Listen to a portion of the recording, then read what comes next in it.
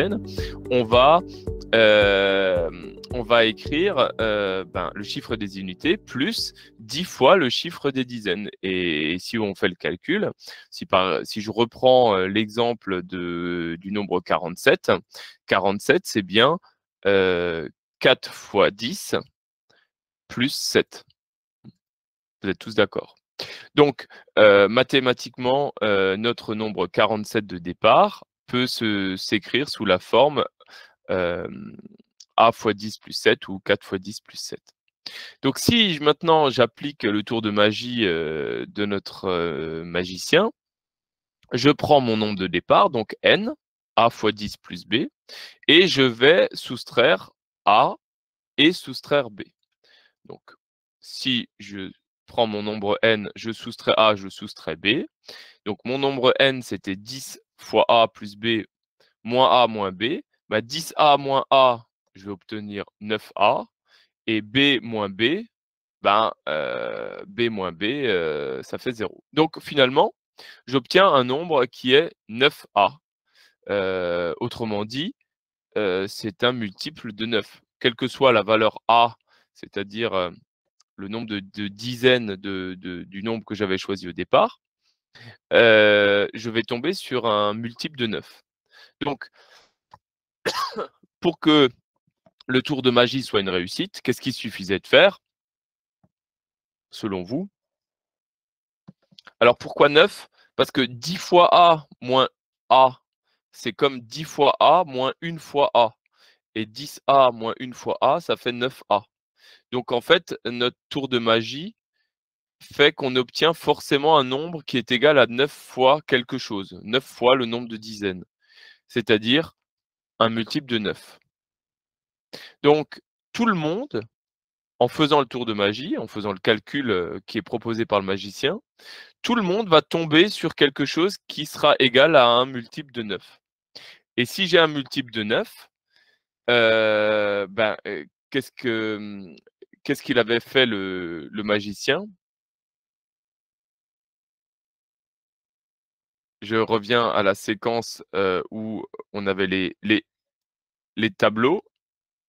Voilà, regardez, tous les multiples de 9 étaient 9, 18, il faut le mettre en plus grand, 9, 18, 27, 36, 45, 54, étaient tous,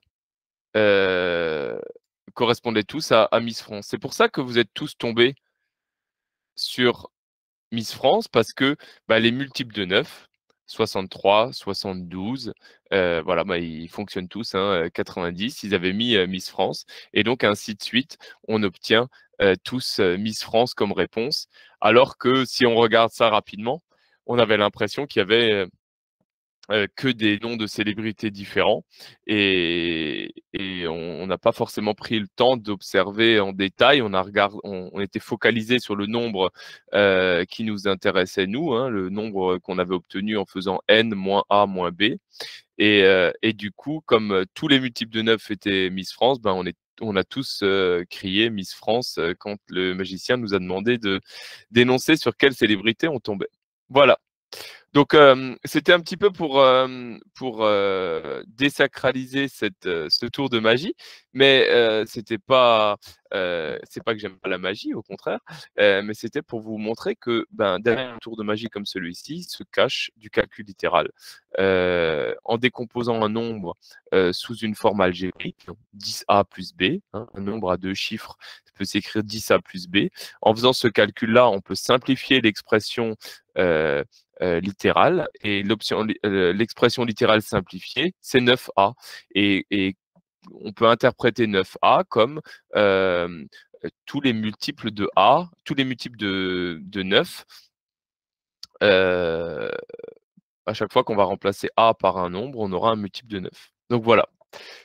Voilà pour la première un exercice d'introduction. Donc, ce que je vous propose, s'il y a plus de questions, s'il y a des questions, n'hésitez pas, et Marine me les fera remonter, mais j'ai l'impression que tout le monde a bien compris.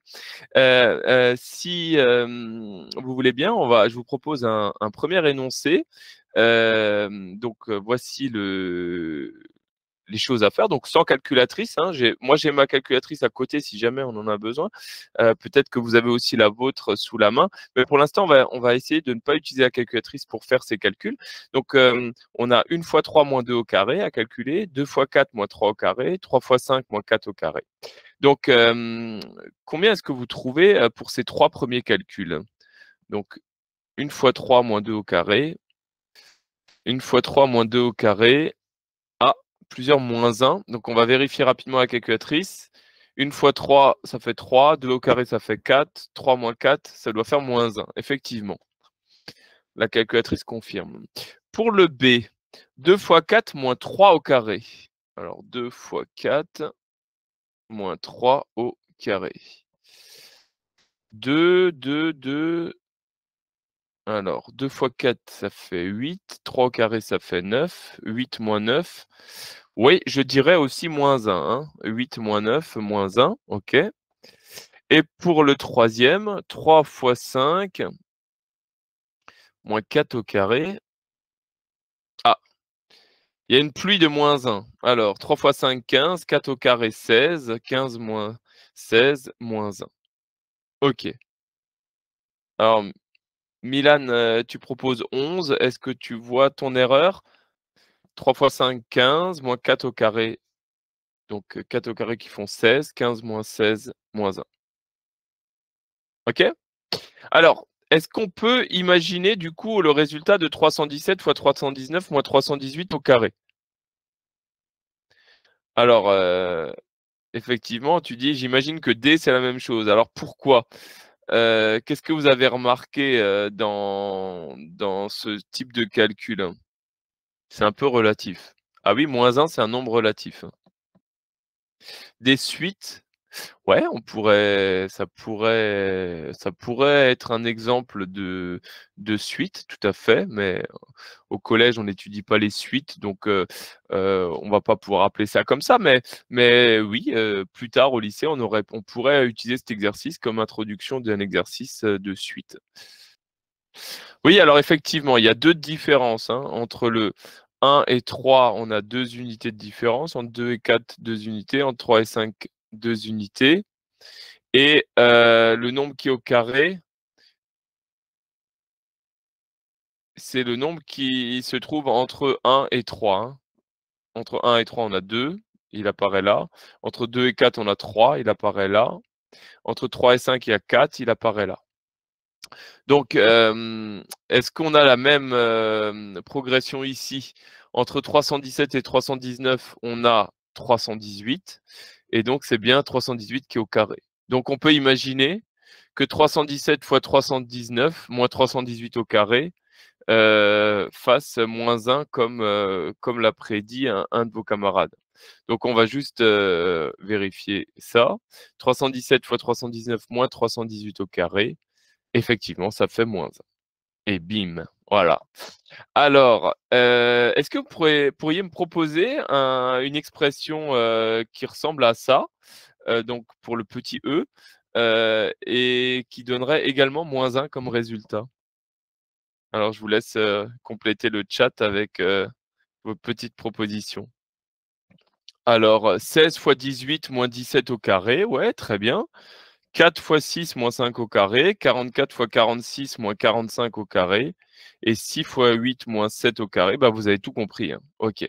Bon, bah, super. Parfait. Bah, toutes vos solutions sont correctes. Donc, est-ce que, est-ce qu'on pourrait maintenant écrire une expression littérale avec, des X ou des N, pour dire, bah, voilà, on va avoir une expression littérale et on est sûr que si on remplace X, ou N par un nombre entier, on obtiendra, -1. Alors, qu'est-ce que vous me proposez comme expression littérale? Donc, au lieu de prendre 7, 8 et 9 ou 4, 6 et 4, 5, 6 ou 567, 568, 569, si on prend n, oui, ça donnera n-1 fois n. Attention, non, ça c'est pas bon. X fois x plus 2 fois x plus 1. Non, non, non, non. Attention, rappelez-vous, on avait dans l'expression, on avait une soustraction et un nombre au carré. Donc, dans l'idée, on devrait retrouver cette soustraction à un moment donné et ce nombre au carré. Ah, voilà, Fabienne, elle propose une solution qui me convient bien. A fois facteur de a plus 2 moins a plus 1 au carré. Très bien. X moins 1 fois x plus 1 moins x au carré. Donc, x moins 1 facteur de x plus 1 moins x au carré. Voilà. Très bien. Alors, x fois 3x moins 2x, non. Alors là, je suis pas d'accord. X fois 3x moins 2x, on n'a pas la notion de nombre au carré. Donc ça n'ira pas. X facteur de x plus 2 moins x plus 1 au carré. Très bien. OK. Donc, je vais reprendre la première bonne solution qui avait été proposée. C'était donc x moins 1 facteur de x plus 1 moins x au carré. Et ça, heu, ben, si on demande à l'outil calque de nous le calculer pour x égale 14 par exemple, bah, on s'aperçoit que ça fait -1. C'est bien ce qu'on avait conjecturé, hein. Donc si je remplace x par 567, je vais trouver -1 également. Si je remplace x par 10 459, je vais trouver -1. C'est ce qu'on avait conjecturé. Donc là, on voit que l'expression littérale x-1 facteur de x plus 1 moins x au carré peut se simplifier et de ce qu'on a conjecturé, hein, c'est toujours identique, égal à -1. Alors, on pourra expliquer pourquoi on tombe là-dessus. Mais avant ça, je vais reprendre l'expression d'un de vos camarades qui proposait une autre expression, heu, x facteur de x plus 2 moins x plus 1 au carré.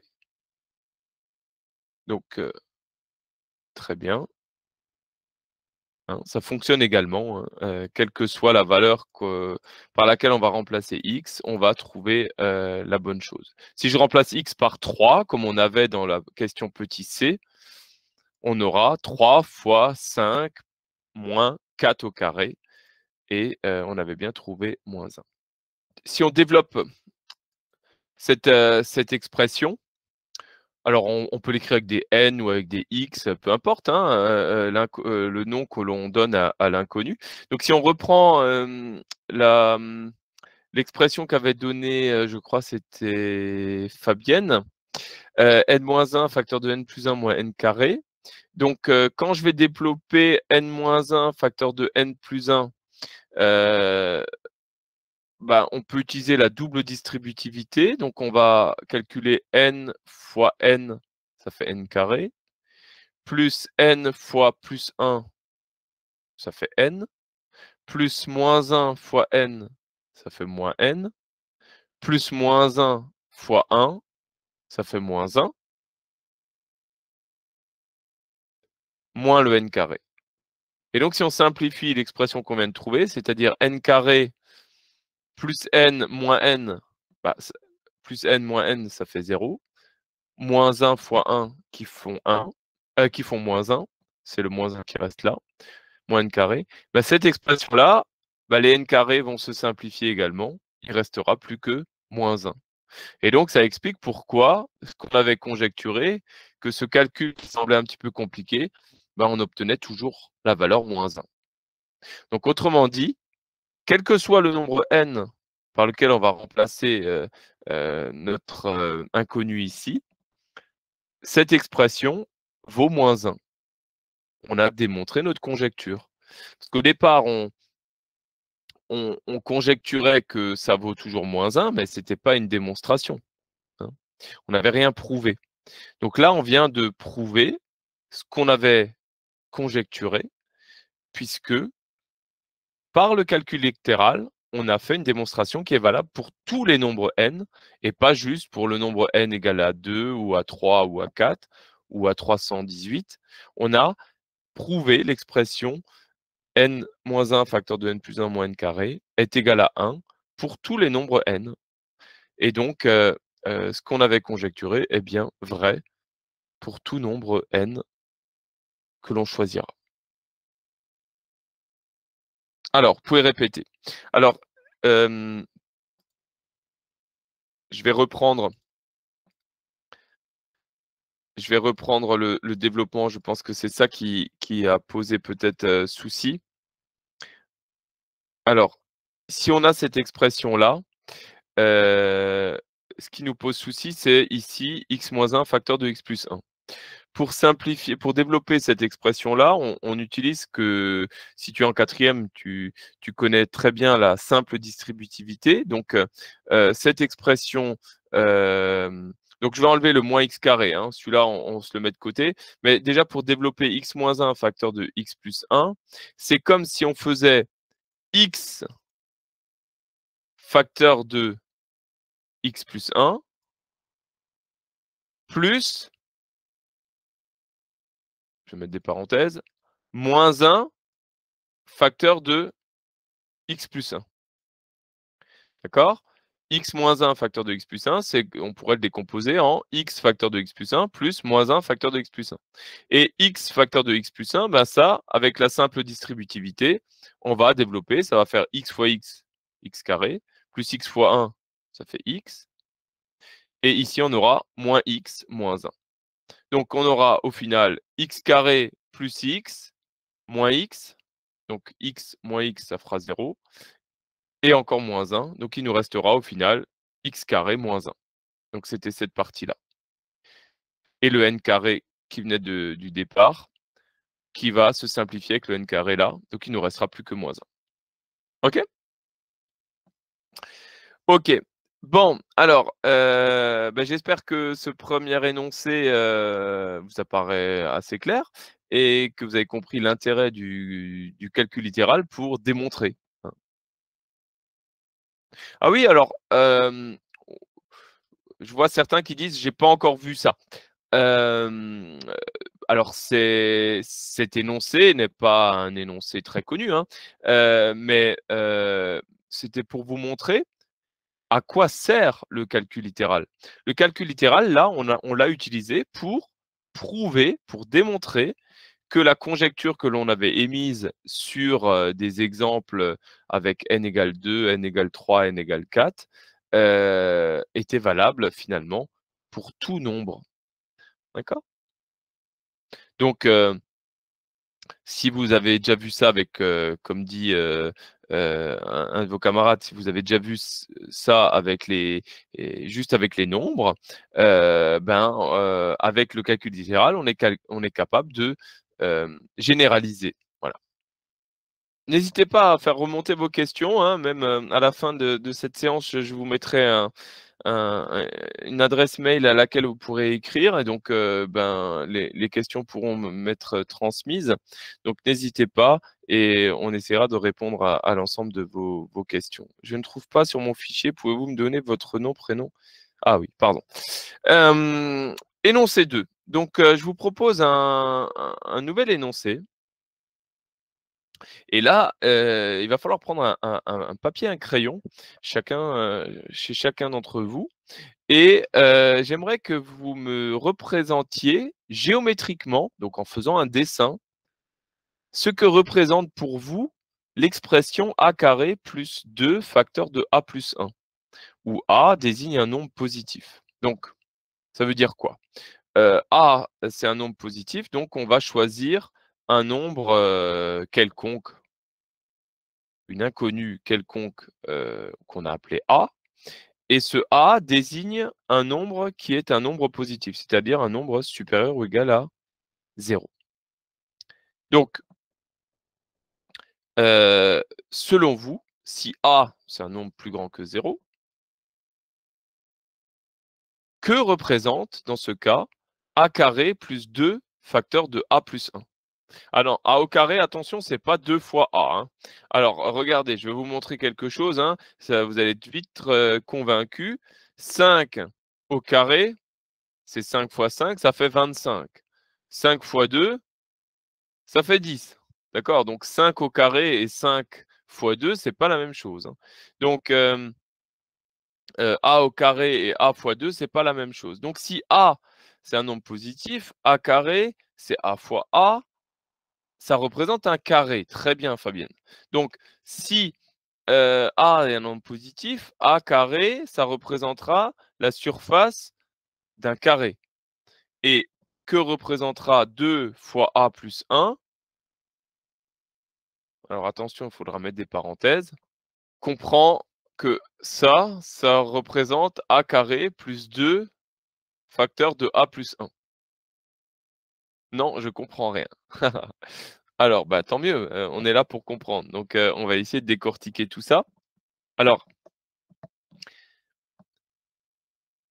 a au carré, on a dit, c'est la surface d'un carré. Ici, j'ai mon carré qui est encadré de rouge là.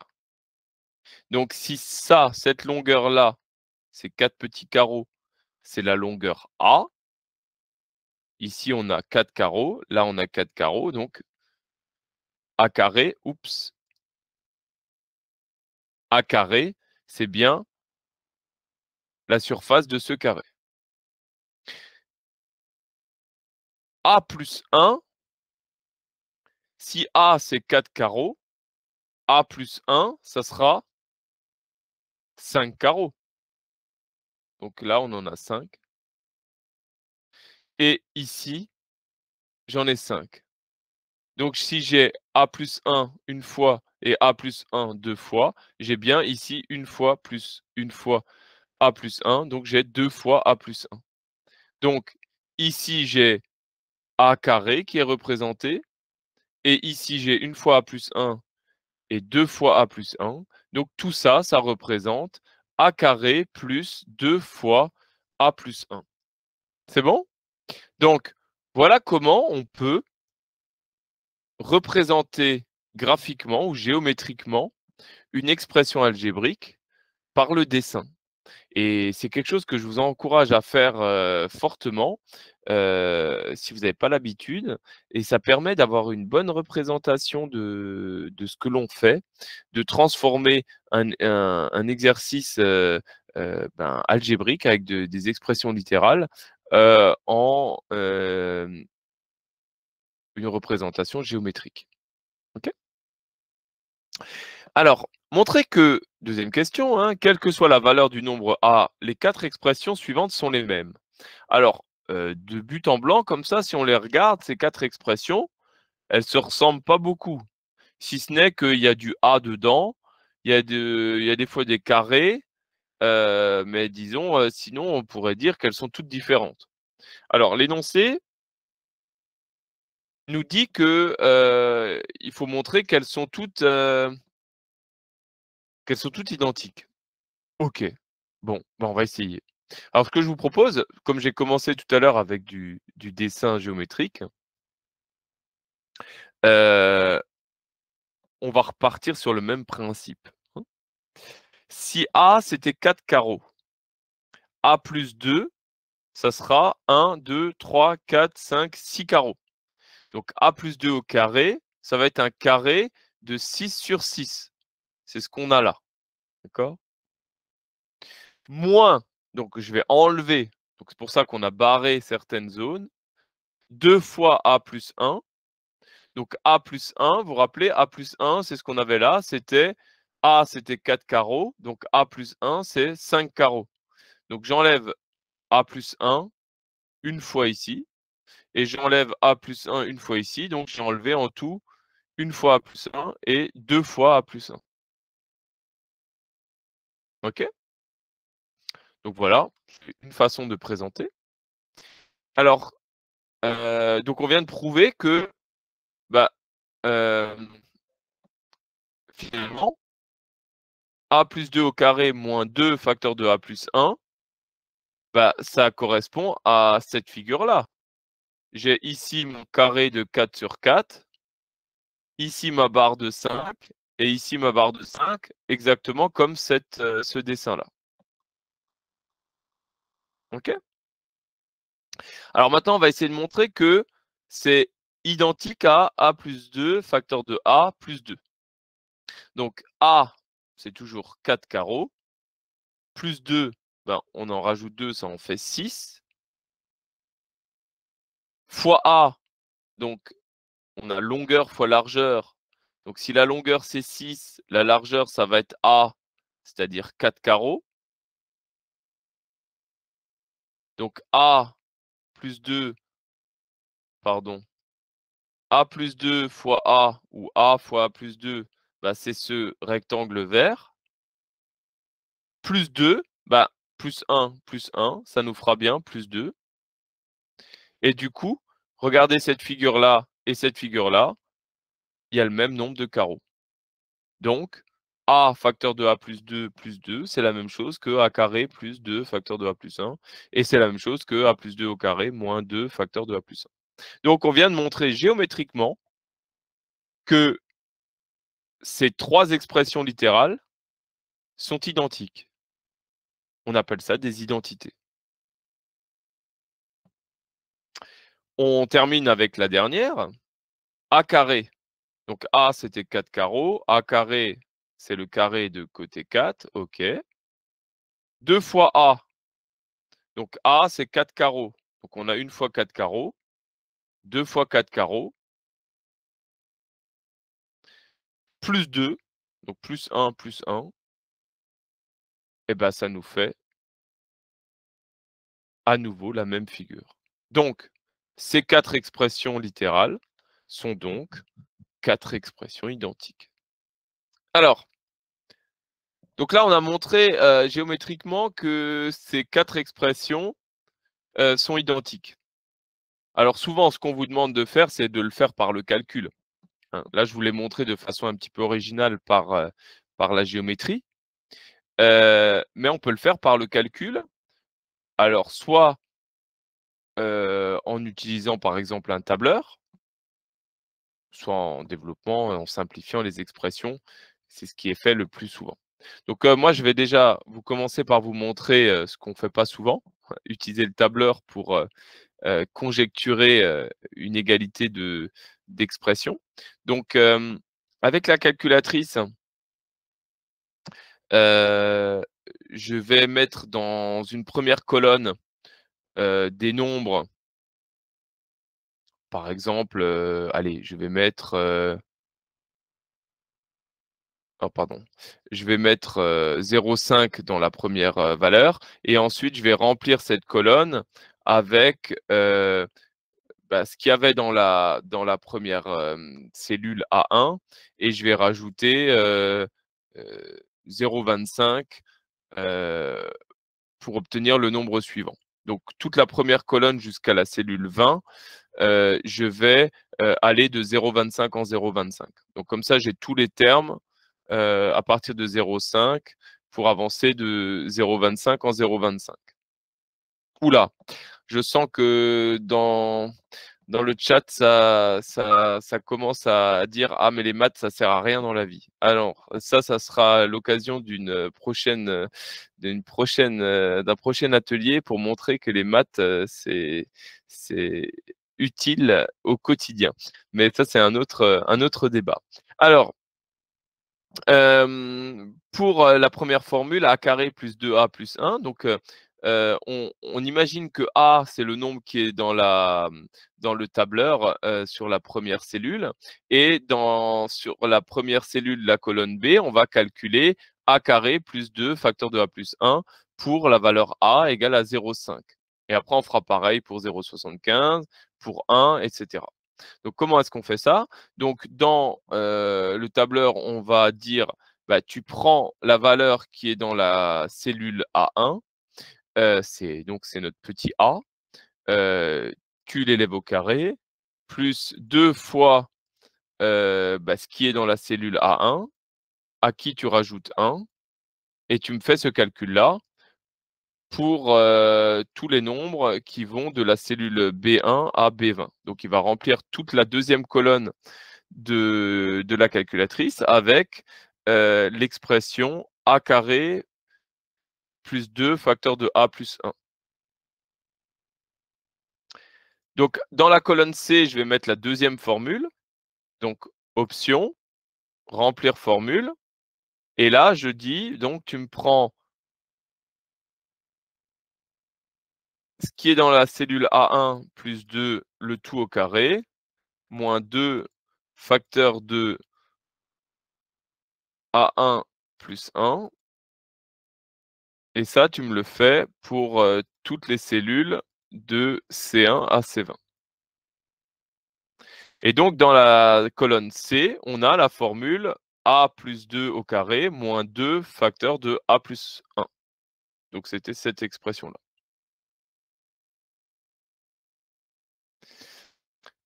On va faire la même chose pour A facteur de A plus 2 plus 2. Donc, je prends ce qui est dans la cellule A1, je la multiplie par ce qui est dans la cellule A1, à qui je rajoute 2 et je rajoute 2 unités. Et ça, je le fais jusqu'à la cellule 20. Aïe, j'ai pas assez de place. Donc il m'a pas rempli toute la toute la colonne. Alors, observez voir, toutes ces formules, elles obtiennent le même résultat, quel que soit le nombre A qu'on ait pris au départ là, que ce soit 1,75, 2, 2,25 et cetera. Les formules donnent le même résultat. Hein, vous pouvez regarder aussi loin qu'on avait fait des calculs, on obtient les mêmes résultats. Donc on peut conjecturer que du coup ces expressions littérales sont identiques.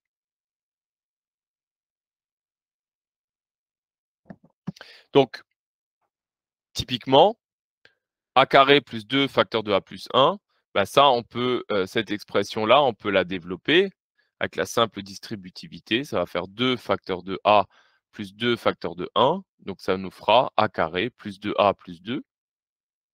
Ici, a plus 2 au carré, alors il y a 2 possibilités. Soit vous connaissez vos identités remarquables, ceux qui ont déjà vu ça en 3e, peut-être même en 4e certains. Ou alors on l'écrit sous la forme a plus 2 facteur de a plus 2 et on va le développer comme on l'avait fait tout à l'heure avec la double distributivité. Et donc on va obtenir a carré plus 4a plus 4 pour cette première expression, moins 2 fois a, moins 2 fois 1. Et si je simplifie tout ça, 4a moins 2a, ça fera 2a. Le a carré, il est tout seul, on le recopie. Et plus 4 moins 2, on obtient 2. Donc cette expression, quand je la simplifie, finalement, je tombe aussi sur a carré plus 2a plus 2, comme pour la première. A facteur, donc ensuite la troisième expression, a facteur de a plus 2, bah, si on développe, ça va faire a fois a, ça fait a carré. A fois 2, ça fait 2a, plus 2, ça nous fait bien a carré plus 2a plus 2. Donc, autrement dit, toutes ces expressions sont identiques. On peut appeler ça des identités. Hein. Alors, en 3e, on vous demande de connaître par cœur des identités remarquables. Donc, des identités remarquables, c'est quoi? Ce sont des identités comme celle-ci, hein, mais qui ont un intérêt parce qu'on risque de les rencontrer plusieurs fois. Alors, on va poursuivre avec l'énoncé 3. Le point C appartient au segment AB. La longueur du segment AB vaut 4. Le carré ACMN et le triangle équilatéral BDC sont dessinés du même côté du segment AB. Où placer le point C pour que le périmètre du carré soit égal à celui du triangle? Alors, voici la situation géométrique.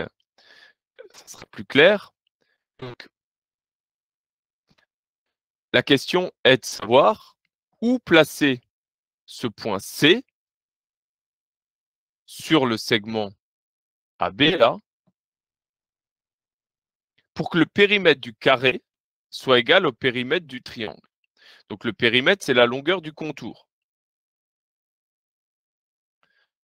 Donc, la seule information que l'on ait, c'est que la distance de A à B est de 4 cm, que ANMC, c'est un carré, et que CBD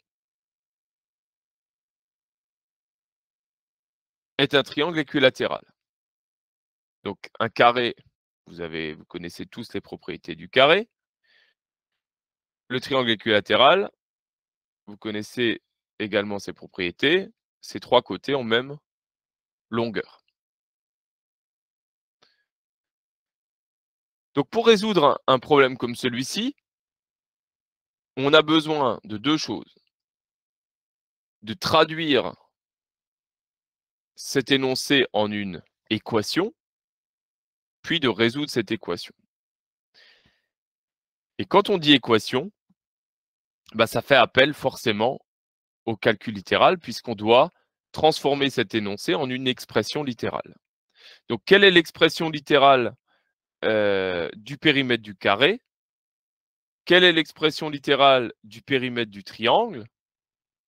Si on arrive à répondre à ces deux questions, on ne sera pas loin d'avoir notre équation puisque dans l'énoncé, on nous disait où placer le point C pour que le périmètre du carré soit égal au périmètre du triangle.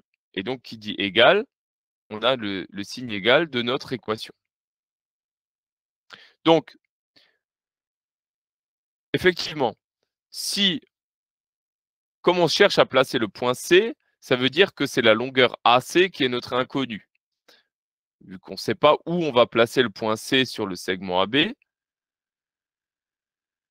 si on dit que la longueur AC, c'est une longueur X, on pose AC égale X, le périmètre de notre carré, ça sera quoi? Quelle sera l'expression algébrique, quelle sera l'expression littérale de notre périmètre du carré? Attention, x au carré, c'est l'aire du carré. Oui, j'ai eu la bonne réponse là. Le périmètre du carré, c'est 4 multiplié par x ou 4x. D'accord? Alors, C fois C fois C, si C est en centimètres, C fois C fois C, ça va donner des centimètres cubes. Et les centimètres cubes, ça traduit l'expression d'un volume. Or là, on ne parle pas de volume, on parle de périmètre. Le périmètre, c'est une longueur, la longueur du carré. Donc la longueur du carré, le périmètre du carré, c'est bien 4x. Quelle est la longueur du triangle ou le périmètre du triangle?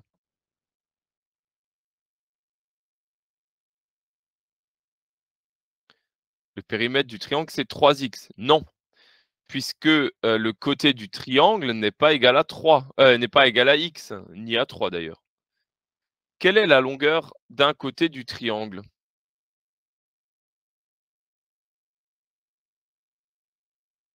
Oui, très bien. 4 moins x. Alors, je vais passer à ma slide suivante où j'ai détaillé tout ça. Donc, si on pose x égale à AC, le périmètre du carré, ça va être 4 fois x. Le périmètre du triangle, ça sera 3 fois 4 moins x, hein, puisque chaque côté mesure 4 moins x. Donc, 3 fois ça. Donc, on a dit que les deux figures ont le même périmètre. Ça veut dire que 4x est égal à 3 fois 4 moins x. Donc là, on a mis en équation notre problème. Et pour résoudre cette équation, il faut d'abord que l'on simplifie l'expression littérale. Donc, on va devoir utiliser ce qu'on a fait précédemment, développer 3 fois 4 moins 3 fois x. Donc, on obtient 4x égale 12 moins 3x. Et maintenant, on va résoudre cette équation. Donc, pour résoudre cette équation, on va rajouter 3x à chaque membre. Comme ça, on a 4x plus 3x égale à 12 moins 3x plus 3x. Donc, il ne nous reste plus que le 12. On obtient donc 7x égale 12. Autrement dit, x égale 12 septièmes.